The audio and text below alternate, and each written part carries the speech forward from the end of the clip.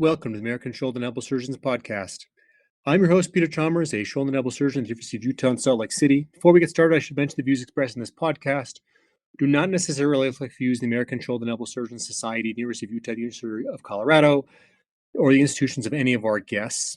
Today, we're going to view a topic that we as shoulder surgeons are still struggling to understand, and that's the role of the acromiohumeral interval in the symptomaticity and management of rotator cuff DAOs. Now, there's been a lot of history in the acromial interval, from Neer to Mahata, and now there are two relatively new procedures, the tuberoplasty and the balloon, that are really based within this space that I want to discuss. And to discuss these, I've invited two nationally recognized experts. So first, from the Jordan Young Orthopedic Institute in Virginia Beach, we have Dr. Justin Griffin. Justin, welcome to the podcast. Thank you. And next, I am so glad to welcome back to the podcast my partner here in Utah, Dr. Robert Tashjian. Bob, welcome to the podcast. Peter, thanks for having me. Okay, so I want to start really at the beginning. So let's start with the history. So a patient comes to clinic, and they have a rotator cuff tear, but they have complaints of mechanical symptoms, popping, locking, catching when they use the arm. So Justin, let's just start at this base level. Does this affect your treatment algorithm? What do you think is the cause of these kind of mechanical symptoms? Thanks, Peter. That's a great question. This is something I think we all struggle with. These patients, when they come in, they all have different complaints. There's a huge spectrum of problems that we face in these patients with massive, potentially irreparable tears. And many of them do experience potential contact that we think is happening between the acromion and the greater tuberosity. It's somewhat difficult in the office to really parse that out and determine the exact cause, but that is certainly a common complaint and one that we discuss quite commonly in the office. What are your thoughts, Bob? Anything else you would add about the patient with subacromial crepitus? I think, mechanical symptoms are common in, honestly, a significant number of problems that we actually see in clinic. So whether they have arthritis or whether they have cuff disease, patients can have a completely intact rotator cuff and have mechanical symptoms. And similarly, they can have a massive irreparable rotator cuff tear and severe arthritis and have mechanical symptoms. So usually at the start, with how you ask the question about that patient that comes in, the first thing that I'll ask them is, do they have mechanical symptoms alone, or do they have mechanical symptoms and they're associated with pain? Non-painful mechanical symptoms, I don't usually worry about, and usually it's secondary to scar tissue. Mechanical symptoms that are associated with pain, typically there's some structural problem, and whether that's a full thickness rotator cuff tear or a combination of tearing and arthritis, it can happen in all those settings. So it doesn't necessarily mean that it is abutment of the rotator cuff or the greater tuberosity on the undersurface of the acromion that's causing the mechanical symptoms. Now, do you have any tips for how to elicit that on exam? So the patient says, my shoulder is popping. What do you do with their shoulder to confirm that it's coming from the subacromial space and not the glenohumeral joint or the scapulothoracic joint or the AC or the SC or any other places it can pop? Yeah. Honestly, I just do my normal standard exam. So typically if patients have subacromial related clinical symptoms, then it's a testing their supraspinatus, so Job's test, and then doing some element of either Neer's or Hawkins testing to see with abduction, internal rotation, whether or not they have impingement in the subacromial space and whether or not that replicates the symptoms. In the setting of subacromial related mechanical symptoms, usually those are positive. Someone has glenohumeral related mechanical symptoms, any range of motion will typically elicit the symptoms. So in low degrees of abduction, something where the greater tuberosity isn't even impinging, oftentimes patients will actually have that on exam. And then with scapulothoracic based symptoms, usually it's where the patient is directing your clinical symptoms, and you can feel it typically in that setting of putting your hand directly over their superior medial angle of their scapula, and you can feel the actual crepitus along with actually curing it. Anything you'd add, Justin? Any other thoughts? Like, does your ability to elicit this on exam play any role in your algorithm, or is this kind of just an interesting clinical finding? I think, to be honest, it's mostly an interesting clinical finding. I think what Bob said about really when patients come in, oftentimes they're worried about the clicking and catching and popping. And much of our job is to reassure them in situations where it's not actually a structural problem, or perhaps it's something that's non-painful for them, especially the AC joint. I think the most common joint that we all see in the office that does have significant mechanical symptoms and an audible catch to many patients, even after surgeries that we perform on them, is the acromiohumeral joint. And much of our job is to reassure them, look, if it's not painful, please ignore it, because this is something that it can happen even in a normal shoulder. And so I don't think typically that's one of my decision points on the decision tree for what to do for some of these complex patients. Okay, so let me follow up with you. So we're through the history and the exam. You've gotten an X-ray. Certainly there's a lot of things you can see on an X-ray with a cuff tear. You might see proximal migration. You might see acromial spurs. You might see abnormalities in the tuberosity. What, Justin? How do these play a role in your treatment here? How do they play a role in your thought process on how you approach these patients? I think the X-ray is actually very important, especially when we're dealing with complex rotator cuff disease. Of course, one of the very first things we want to look at is whether or not the patient has any significant arthritis. The axillary X-ray is very important there, as well as the anterior AP X-ray, just to look for any sign of osteophytes. When we're considering joint salvage procedures, such as we're discussing tonight, for me, any significant humeral head elevation is something that I'm really paying attention to and trying to get a real understanding for whether there's a static process that I can't change with my procedure. And so those are all things that I think are very important. So I think the X-ray adds a lot. Sometimes, even after reviewing the MRI, I'm going to go back and pull up the X-rays again, because I think they can be perhaps even more helpful in my decision-making process for that patient in front of me. Bob, I think what Justin just said about static subluxation is really interesting. I'm curious to hear your thoughts. I mean, we talk about proximal humeral migration. Does it make a difference to you whether you see it on the X-ray or the MRI?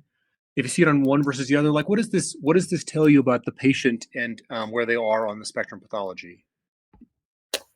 I how it plays out in the spectrum of pathology, I think it actually maybe is actually more predictive of what the success of our treatments are going to be. So less of where they are in terms of, are they compensated or decompensated, or should be clinically symptomatic or not clinically symptomatic, i.e., where they are on the spectrum of their untreated disease. But I think it's more reflective of what is the potential success of treatment for the patients, is where static changes matter. And so, most of our reconstructive surgeries, or I should say non-arthroplasty options, we use Hamada classification to be able to help us understand the clinical outcomes. And in general, patients that have Hamada 1 or 2 changes, that doing reconstruct or non-arthroplasty options are successful. Grades 4 and 5, we know that we have to do an arthroplasty. And at least in my hands, I've been relatively unsuccessful in Hamada 3 to be able to have tremendous success with non-arthroplasty options. So if we're talking some type of treatment, including debridement or interposition or whatever the non-arthroplasty option is, I'm relegating it to Hamada 1 and 2 patients. Justin, does that match with your algorithm? It really does. I think the indications there are very similar. Certainly, grade 1 and 2 are much more amenable to a non-arthroplasty option. I certainly think in this area of grade 4 and 5, where you get significant humeral head collapse in grade 5 and issues with that, I think there's no question that a reverse shoulder or something of that like is going to be much more predictable. I think this is always a conversation with the patient. All patients present differently. We see patients that have incredible shoulder range of motion, and that's one of the mysterious things about rotator cuff disease. And so we have to couple our patients with our MRI and our clinical findings. But yes, that's all the same for me. So I agree with you, Bob. What I think is so interesting about that is, Hamada 2 is theoretically a stage in which there is proximal humeral migration. The acromiohumeral interval is less than 6 millimeters, but we don't yet have any acetabularization. There's no degenerative change on the acromial side. Yep. So I guess my question here is, is there a stage at which that's static but hasn't changed? Is that a chronicity issue for you? Tell me why 2 is different than 3. Yeah, I mean, that's a good question. Why? I think at some level, if patients, if they have started to have 3, that means probably their mechanics are completely decompensated. Whereas more likely in Hamada 2, that they still have somewhat preserved mechanics. So, for instance, in grade 3, Hamada grade 3s, is it more common for me to see patients with loss of elevation? Yes. Is it more common for me to see patients that are likely to be unsuccessful of non-arthroplasty options? Yes. So, and whether or not that's due to the patient being worse compensated, maybe it's because their arthritic changes are more progressive, which they are. They've already started to develop more severe arthritis on their humeral head. Typical Hamada 2, they can have some arthritic changes to the cartilage on their humeral head, but it's usually not the entire head that's arthritic. Whereas in 3, more often than not, we're seeing a majority of the humeral head is of loss of cartilage. So I think it's just a more progressive evolution of the disease that then restricts our ability to be able to treat them with non-implant related surgical options. Okay, so let's talk about surgical options. And I wanted to start with the lowest level. Before we get into the complicated stuff that I really like to talk about tonight with tuberoplasty and the balloon, let's just talk about first the arthroscopic debridement with the tuberoplasty. This is the stuff that Boileau and Walsh have taught us really can work. It's basically kind of the cut the biceps, smooth everything out. So I wanted to ask you, Justin, is there ever a patient you're still doing this for? What are your indications for a tuberoplasty without repair of the cuff? Who is that patient? And if so, what are you doing on the acromial side when you're doing that? So I think when you say this word tuberoplasty, I think we have to think about the semantics of this, that what you're really talking about for our listeners is the concept of just debriding the greater tuberosity and potentially leaving the acromion alone, but you're essentially taking away tuberosity bone. And so that's a little bit different than what we're talking about with placing a implant or something else on the tuberosity, which we'll talk about a little bit later. So there really, for me, is a patient that I'll consider a partial repair. I'll certainly consider other options for the shoulder in terms of the debridement, but I don't really have anyone that I would simply just be cutting the biceps and doing a tenotomy plus a shaving of the tuberosity at this time, just because I think I have other expedited rehab options. I think one of the great things that we're already talking about is this process of somebody going from a Hamada 1 to a Hamada 5 is not linear. And so some of what I think we'll get into tonight is the concept that if we introduce a procedure that potentially eliminates pain and we allow that patient to stay at a Hamada 2 because they've received an operation or a rehab program that's lessened their pain to keep their humeral head centered, then potentially they may never progress in a linear way. And whether that's from the procedure or something else, I think it's a really interesting thing that we don't really fully understand yet. I have the same question for you, Bob. And there's still patients that you're doing arthroscopic debridement for cuff tears. And when you do that, are you doing anything to the tuberosity or the acromion? I would say yes, I am still doing that operation. And usually it's the patients that are lower demand, elderly patients that have preserved range of motion, that have a completely irreparable, so not a partial repair, but irreparable rotator cuff, and plus or minus that they have a biceps, but hopefully they have a biceps. And so it's going in, cutting the biceps. I don't do anything to the acromion to hopefully not destabilize them and create a surgical problem from that, and debride the greater tuberosity. And so, yeah, I will do it. It's pretty uncommon. I tell you, probably it's once a year, but I will. And in those patients, I'm successful. So, but they're a pretty specific patient population. They have to be, again, those things that I mentioned, plus they have to have preserved elevation, and the requirement has to be pain relief only. Or their expectation is pain relief, not necessarily improving strength.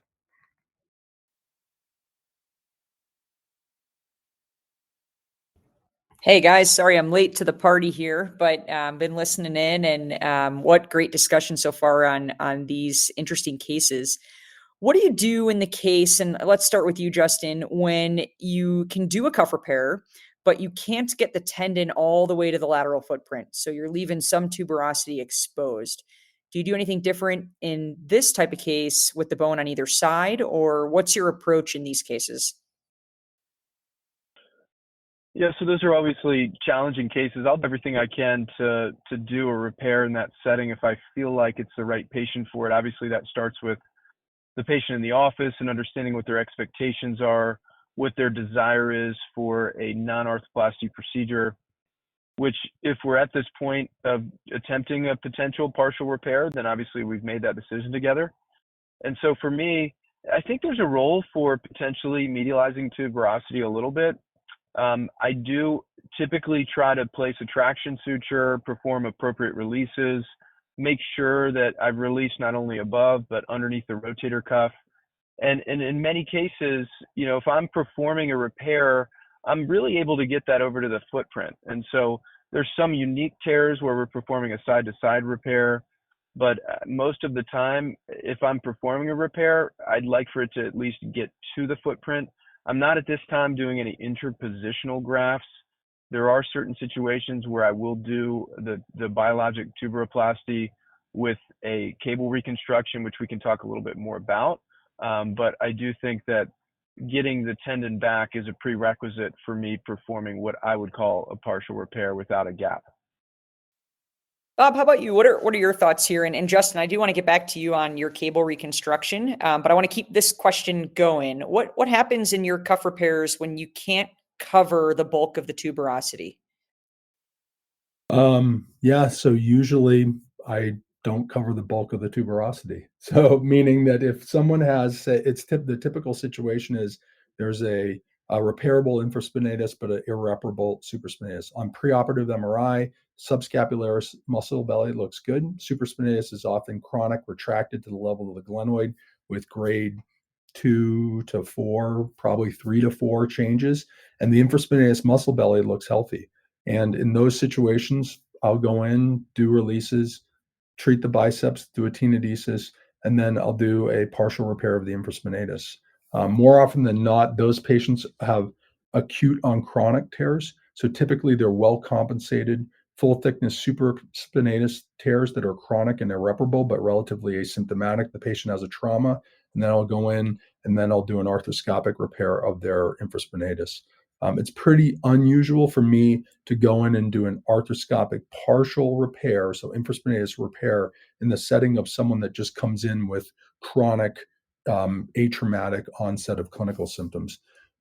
I think usually what happens is that if people get to the point where they actually have that situation of a chronic irreparable rotator cuff of their supraspinatus, they're just tolerating it. So it's uncommon for me to say, okay, they've got a super and infra off, and it's a repairable infraspinatus, and we're able to go in and fix it. And this is, I'll put it in context. It's someone that isn't just pulling together a couple, pieces of tissue in the back that we can barely put together a single suture anchor. It's someone that basically has a complete fixable, the entire infraspinatus.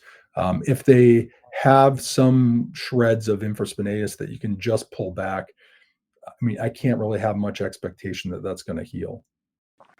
I just want to make sure I understand, Bob. So you're saying that the patient who has that irreparable supra and the reparable infra, Yep. when you address that patient, you repair the infra, Yep. and you leave the supra alone. Yep. And there's nothing else you do. When you do those patients, do you typically add an SCR? What do you do to the tuberosity that's exposed? Nothing. Okay. So you're leaving the tuberosity like just maybe you're debriding a little bit, but you're not really doing anything to the tuberosity in particular, and you're not adding a patch in those patients. That's exactly right. It's Derek Cuff's surgery that he described and published on. And they've got great results. I mean, it's not just him. I mean, Xavier Giraldi has got the same paper. Partial repair does well. Yeah. Justin, I want to hear your approach to the same patient. So, reparable infraspinatus, irreparable supraspinatus. How are you addressing that patient? Are you doing the same thing as Bob? Are you also adding a patch? Are you adding that and then putting the patch on the tuberosity, but not bridging to the glenoid, not bridging to the cuff? What are you doing there? Yeah, this is a tough one. I think, for me, it depends on how the cuff manages intraoperatively. There's certainly been patients where I feel like the infraspinatus will come over, and you can almost, some people have described it as a comb over, the concept of pulling the posterior cuff over the tuberosity to get theoretical coverage.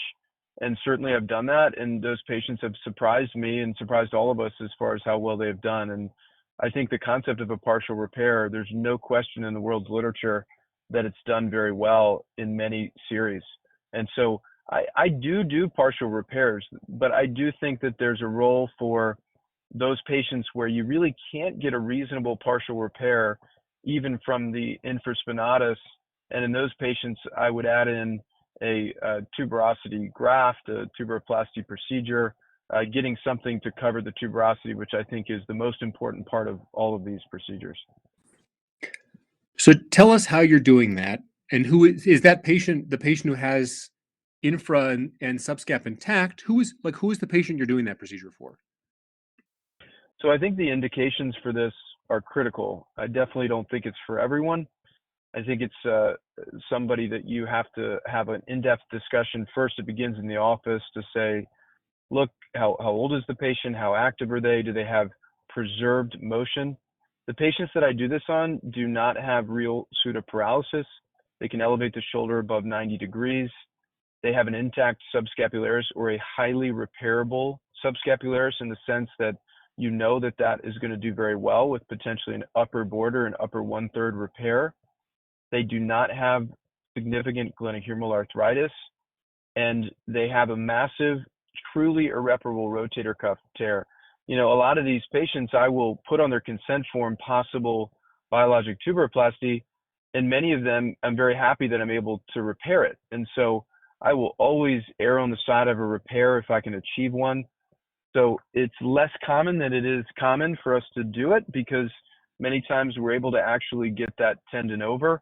But that's typically my indications is sort of a massive tear without arthritis with an intact or highly repairable subscap, and it's somebody that has preserved range of motion. Justin, what about putting the graft under the acromion? That's been described, different concept from a technical perspective than putting a graft on the tuberosity for a biologic tuberoplasty. What are your thoughts on putting it on the acromion? Do you ever do that? Do you ever do it on both? Do you ever put it on both the acromion and the tuberosity? I think we have to look somewhat to the evidence here in terms of why would we do any of this. And so this came out of my partner and I, Kevin Bonner. We started really kind of looking at the literature about SCR and why are we doing some of these procedures based on some of the disappointing graft healing rates that are out there. So if you look at some of the series, for instance, Denard series, they had a 45% graft healing. In the Burkhart series, they had 70%. Dr. Mirzayan had 41% in his series in terms of grafts intact. But what all of those studies found in common was if the graft healed to the tuberosity, even if it pulled off the glenoid, the patients did well. And so that for me was a reason to think about, well, if we can just cover the actual tuberosity, then I feel like that would be a reasonable approach to treat these patients because they do well with that. I don't think I had that same evidence for the undersurface acromion resurfacing. I know that Dr. Ravenscroft has a great experience with that. I haven't personally done that procedure. I do think that I'm sure that there are patients that would do well with that. I personally just leaned on some of the literature that was out there for the tuberosity being covered and felt that that was what made me pivot to this particular procedure personally. So, Justin, it sounds like SCR is no longer part of your treatment algorithm. Am I understanding that correctly? For me right now, SCR is for patients that I've done a previous SCR and they did very well with that. And for some reason, they come in and they ask for that. But right now, I feel like I can accomplish the same goals with a biologic tuberoplasty. I don't potentially place the glenoid or any of the other structures at risk. It's more efficient. There's certainly less rehab that's needed postoperatively, and it's a potentially more expedited recovery program. And so I think that if I had the data to suggest that one was better than the other, I would feel differently. But right now, I personally have pivoted more towards just doing my work on the tuberosity side. So, Bob, I know your experience with SCR has actually been better than the literature would suggest, and we know the healing rates are what they are. But actually, if you look in literature, the clinical outcomes of SCR, especially those from Asia, are pretty good. What are your thoughts? I know, is SCR still part of your treatment algorithm? And if so, who is that patient, and why might that be better or worse than what Justin's talking about? Yeah. So, it's hard to, again, a lot of these things are hard to know, like, and to even, I guess, pull ourselves back with regards to even what we're talking about here. There's not a lot. The data that we have the largest amount of data for is the first operation that we just talked about, which is going in, scoping, doing a debridement. And there's hundreds and hundreds and hundreds of patients that have been reported in the literature with regards to their clinical outcome. If you kind of fast forward even to doing an arthroscopic, say, tuberoplasty, there's maybe 30 patients ever reported in the medical literature with regards to the clinical outcomes, and probably 2/3 of those have been done by, unfortunately, surgeons who are conflicted by the company that has described the actual surgical procedure. And so, to have really an unbiased clinical outcome with regards to how patients are doing, I would say it's really, really challenging in the clinical literature, simply because there's maybe less than 50 patients. And of those, a majority of them have been done by surgeons who are paid consultants for the company that actually is promoting the surgical procedure. So I think we have to look somewhat critically at all of the surgical operations. SCR, a little bit was the same. Do you know what I mean? The only thing I can say about SCR was that it did come from a place where it wasn't necessarily conflicted by industry, but they were doing a completely different operation of using human tissue instead of allograft. The value, I think, of SCR over time has been that a lot of surgeons have actually done that operation, have reported the results, and so we get a little bit better understanding of the operation. For me, right now, clinically, I will do. I've honestly pivoted back to doing interpositions instead of doing SCRs. So I originally, as a operation for an irreparable rotator cuff tear in a patient that was young age, preserved elevation, Hamada 1 or 2, was a interposition of a graft, kind of Steve Snyder-esque operation. I did that for years and then moved to the SCR. And honestly, my results between the two were very comparable. That my success was somewhere around like 85%. I've converted some to reverses.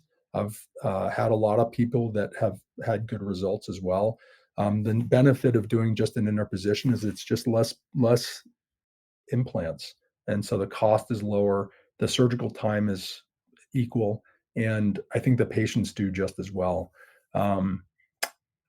Now, whether or not I could have done just a debridement, tenotomy, and tuberoplasty, I don't know. Do you know what I mean? So I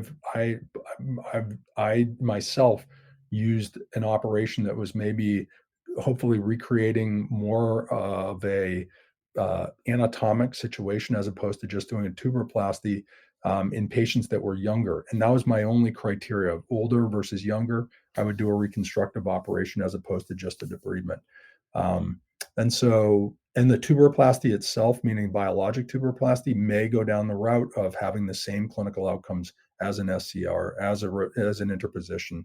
And I think there was actually a recent meta-analysis that actually combined a lot of these and basically showed that they can all benefit. They just benefit in different ways. Constant scores are better in one, and range of motion is better than another, and pain scores are better in another. So I think the data is still a little bit all over the place. So um, that's my personal experience, is that I was doing SCRs for a while. Before that, I did interpositions, and now I've shifted back to doing interpositions simply because it costs less, and I haven't over time found a significant difference in their clinical outcomes. Hey, Justin, let me ask you, as one of the OGs on tuberoplasty, to follow up on what Bob was saying, because I think it's very clear that the published literature with any novel technique, be it tuberoplasty or when SCR started, or quite frankly, when reverse arthroplasty started, it was very few patients, very little data, and then the data builds, and then more studies happen. Do you think that the role of industry plays a conflicting role in the popularity of tuberoplasty? I can tell you from my experience, I've become an early adopter of tuberoplasty because the people that I see publishing the papers, even though they're small case series, and there may be conflicts of interest with respect to those individuals working with companies promoting the product, I believe in the science and trust those individuals. You're among them, but there is a potential role for conflict. So, what are your thoughts on that? Well, I think a lot of the things that you've said and that Bob said are very true. We have to look at the patients in front of us and ask ourselves honestly, why are we doing this procedure? And is it for good reason? None of these things are perfect. This is a problem that we're all trying to solve in our practices. And so I don't think a partial repair is perfect. As Bob said, it has certainly the most data. I definitely think that there's a role for industry in being a partner potentially with helping us to provide modes of innovation, but we have to be very critical of doing things that we feel like are best for our patients. And so for me, I think that this really all came from a partner of mine who's not at all involved in that particular industry sector. And we just really felt like, looking at the literature, as I mentioned, when you really analyze how patients were doing with an SCR, honestly, it's the data is pretty telling. I mean, even looking at, for another study, ASES study, 38% of intact graft with 33% having a tear at the glenoid, and 2% even had an absent graft, and a lot of those patients were doing great. So, I think that I personally like to look at what's out there and try to pivot to something alternative based on some of the things that we're seeing that are what I would call disappointing results from a radiographic standpoint, but with exciting clinical outcomes. And that's really where the concept comes from. But relating to conflict of interest and how we treat patients, I agree with Bob. I mean, I think we've got to digest all this stuff with a grain of salt and really take care of our patients, and certainly make careful that we're not being irresponsible in how we relate to industry. And Rachel, I don't want to kind of speak out of line because I am conflicted. So meaning that I am a conflicted surgeon because I have financial relationships with companies.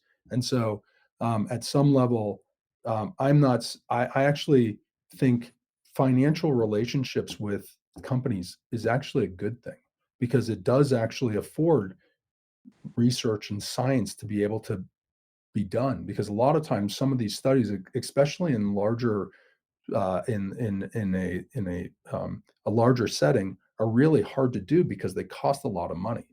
So I think the most important thing is not necessarily whether or not people are publishing it that are conflicted or not. It's just that if you're going to start doing new operations, study your own patients and report them.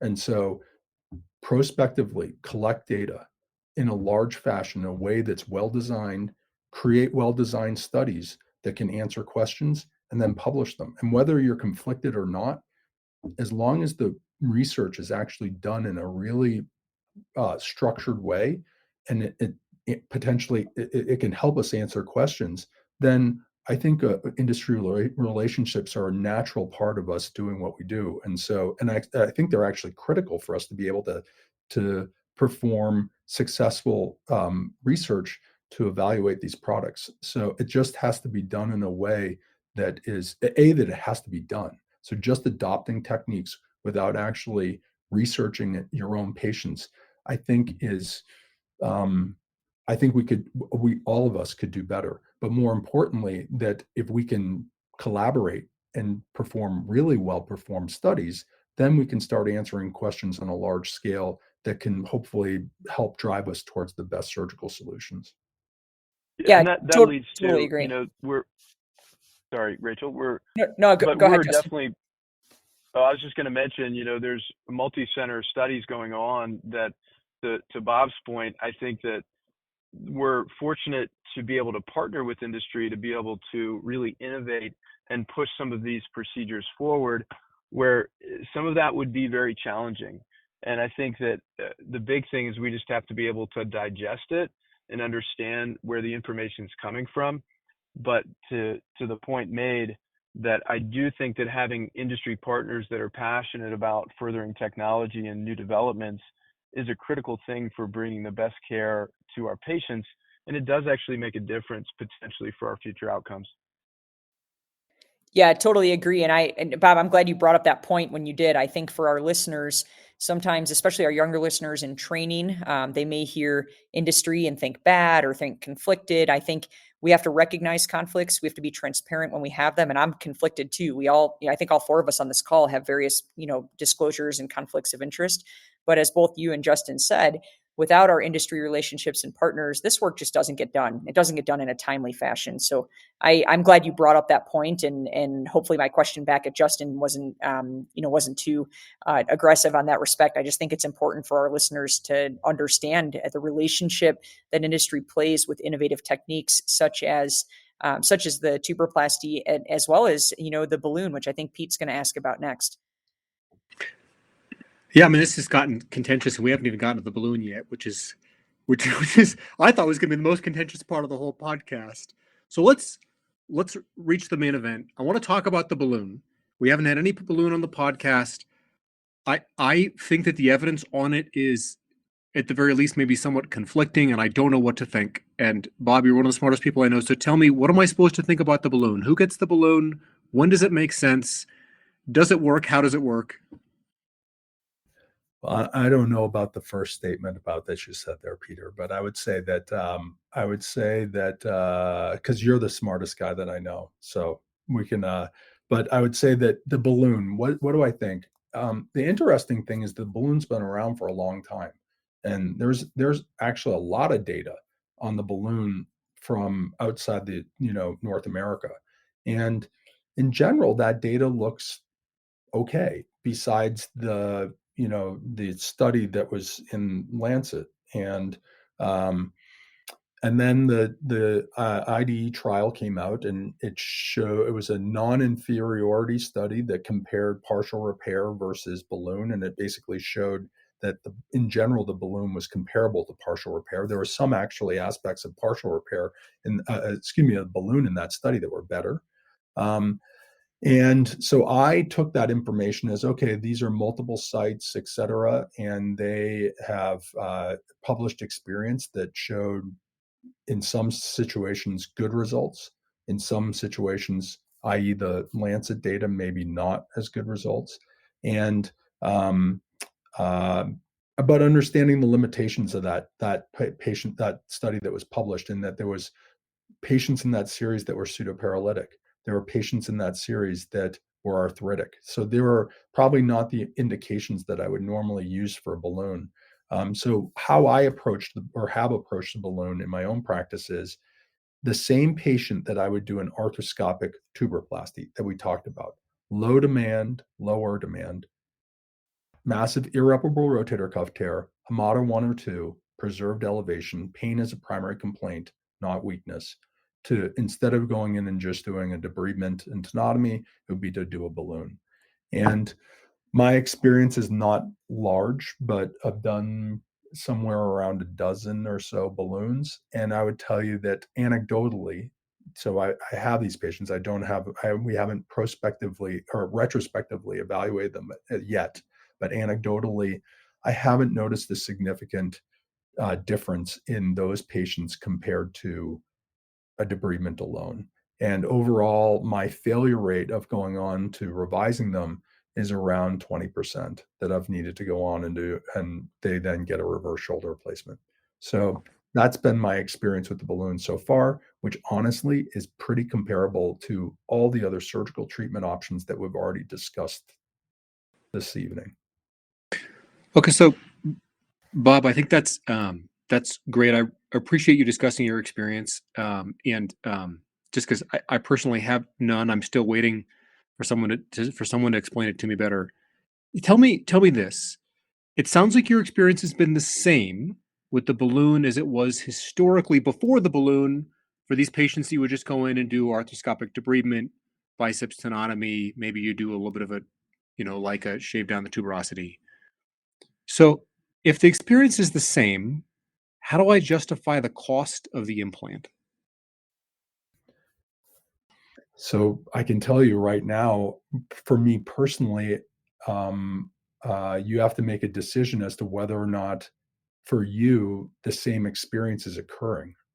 And so, i.e., I think that whether or not your personal experience is different than mine, I don't know. Now, what I can tell you, Peter, is that what I haven't done is using the balloon in the same patients that I would normally do an interposition or an SCR, or maybe who Justin might do a biologic tuberoplasty.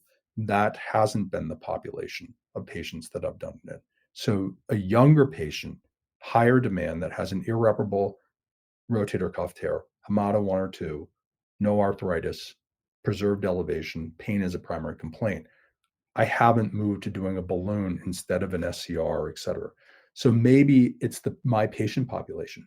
Do you know what I mean? That it's these lower demand patients that haven't necessarily been able to achieve as much success as you might hope with a balloon, and that maybe their natural history was to move on to failure anyways. Do you know what I mean? And so I don't know. So all I can tell you is the people that I've operated on have not really been any different than those patients that I've had in the past, but I haven't done it for all population of patients with a massive irreparable rotator cuff. And so maybe you can justify the cost if your alternative is to do an SCR or an interposition or biologic tuberoplasty or some other operation besides just doing a debridement. But right now, for that patient population, low demand, elderly patient, preserved elevation, irreparable rotator cuff, biceps, pain relief only, I've gone back to doing a debridement.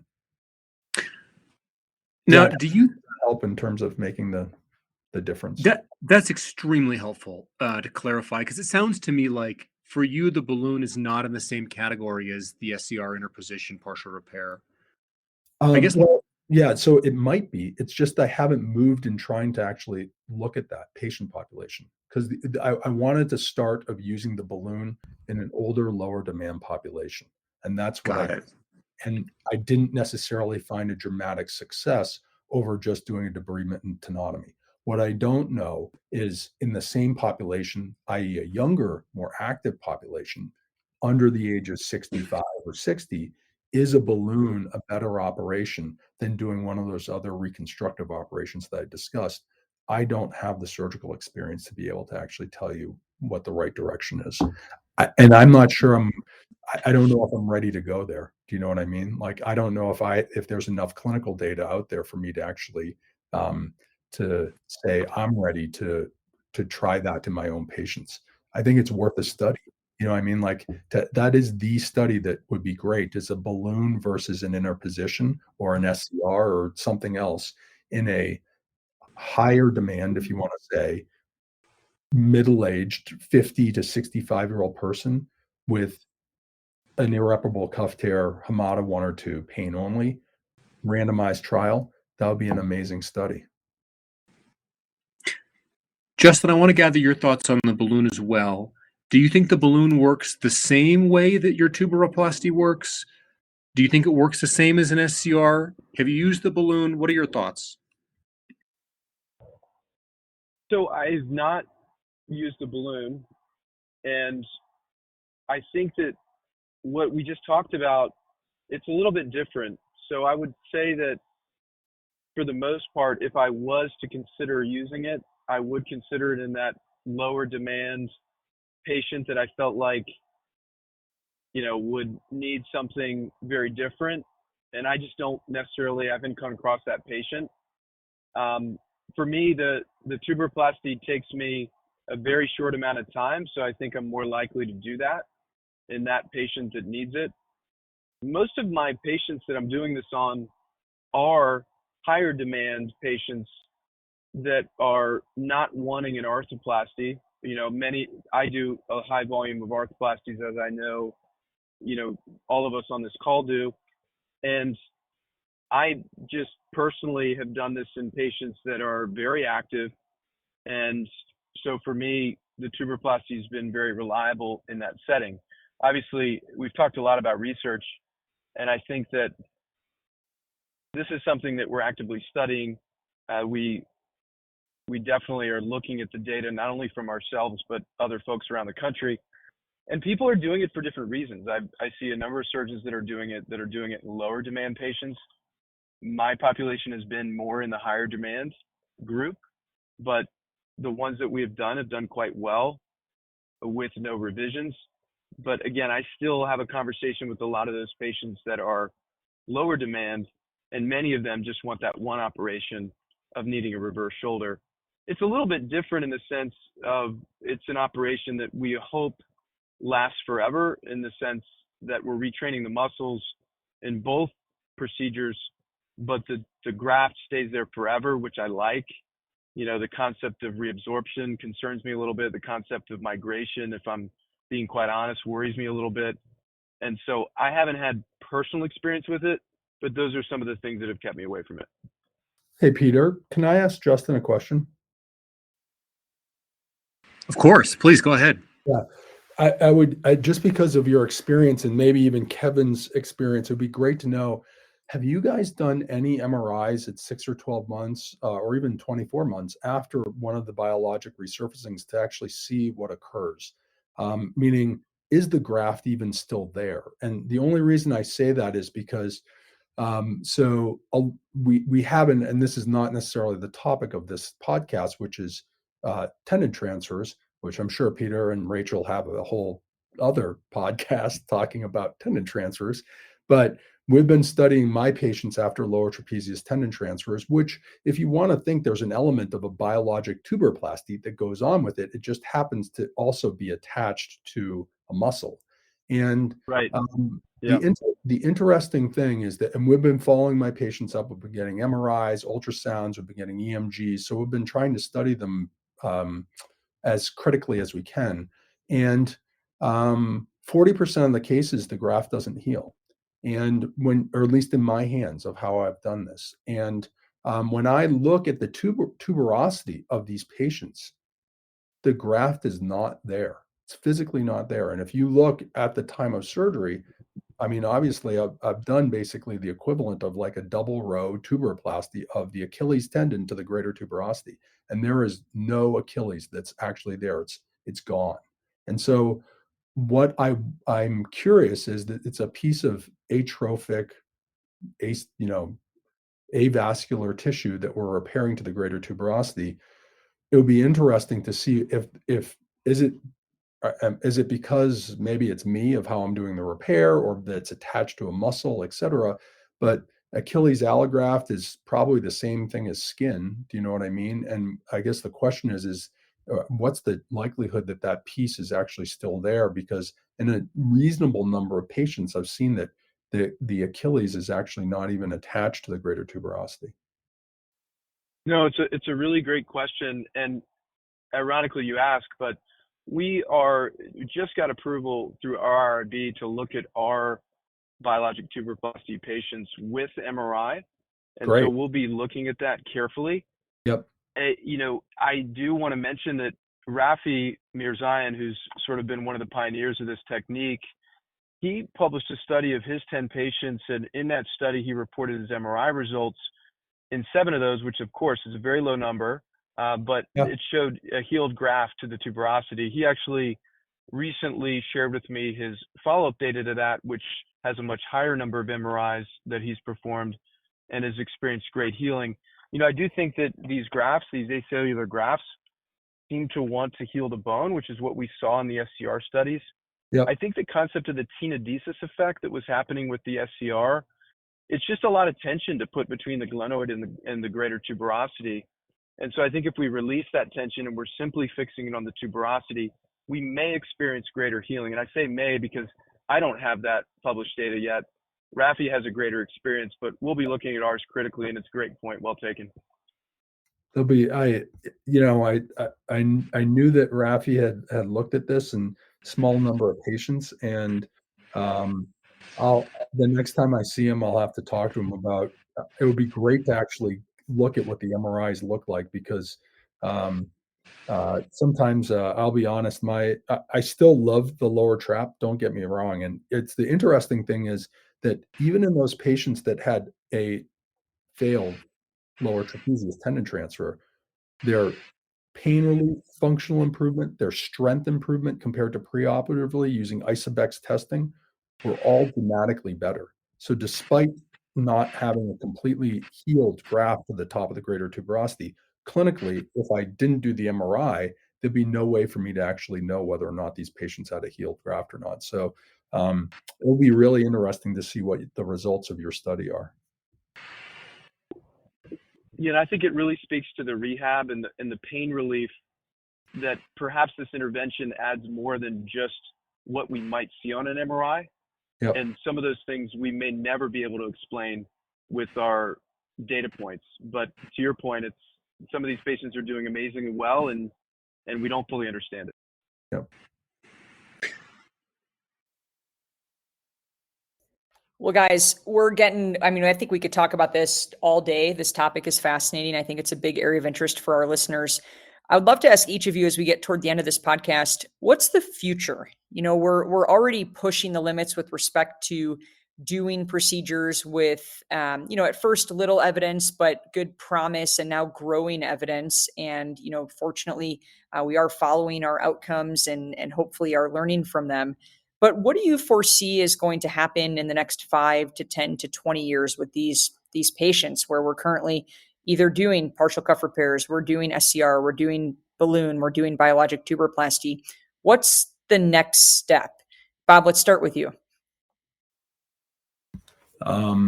So I guess you're asking kind of what do I think that any of these procedures are going to change the natural history with regards to the disease, or is that kind of the question that you're asking, or are you asking beyond the surgical procedures that we're doing, where are we going to innovate beyond this?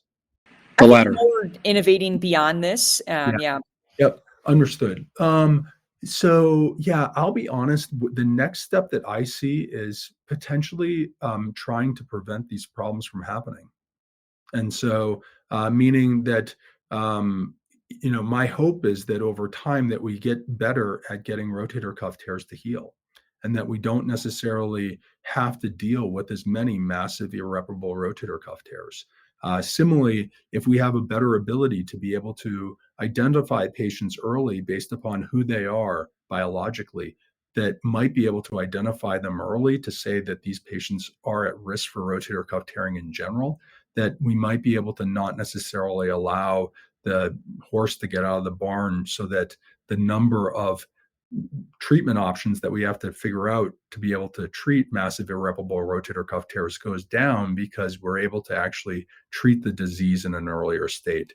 That's how my hope is of the future of the next 20 years of rotator cuff surgery. It's better identification, better screening for patients that potentially might be at risk for rotator cuff tearing, and then better treatment options for smaller injuries that have an improved biologic ability to heal, so that we don't end up in a situation with large, massive, irreparable tears. Justin, what are your thoughts? I would echo many of those things. I think that we'd all love to be able to influence healing in a more predictable way. And I think that's step one for where we are now. Step two is, I think, the preventative strategy. We all know that longevity of our health as well as our wellness, and certainly the rotator cuff, probably comes from prevention and identification. I do think that there may be a future where we figure out a way to retrain the deltoid in the setting of a massive tear that does not require any procedures. Perhaps there's some device or something that we can use that may be out there now that will allow us to do that, and will allow us to be even less invasive than we are now. And I think that could be potentially the future of what we do. I want to thank both of you for coming on. I mean, this is, I think, as you both explained, a very difficult topic because the data is limited and we're actively innovating. And so I think for the listeners, it's a very exciting area to pay attention to. And I think an area where there's still some mystery within the shoulder as to what is the role within the acromiohumeral interval for symptomaticity and treatment of rotator cuff tears, and then how do we appropriately address that interval in addition to doing all the things we've talked about in terms of the remainder of the joint and the cuff. So thank you both for coming on. This was great. I really appreciate both of your time, and I think our listeners will find this really interesting. Thanks a lot, Peter. Appreciate being here. Thank you, Peter. Thank you, Rachel, for having me.